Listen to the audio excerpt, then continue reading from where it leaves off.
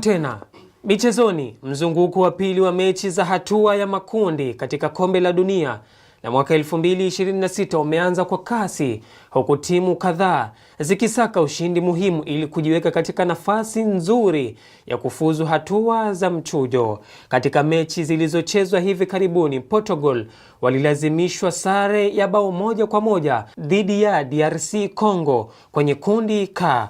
Wakati huo Ghana walipata ushindi mwembamba wa bao 1-0 dhidi ya Panama katika kundi la. Kwa upande wa A na B, mechi za leo zinaendelea huku Canada na Mexico zikianza kampeni yao ya raundi ya pili ya makundi. Ratiba ya mechi zinazofuata ni kama vile Scotland dhidi ya Morocco, Brazil dhidi ya Haiti, Turkey dhidi ya Paraguay, Germany dhidi ya Ivory Coast, Netherlands dhidi ya Sweden, ambapo mechi hizi zitakuwa siku ya Jumamosi.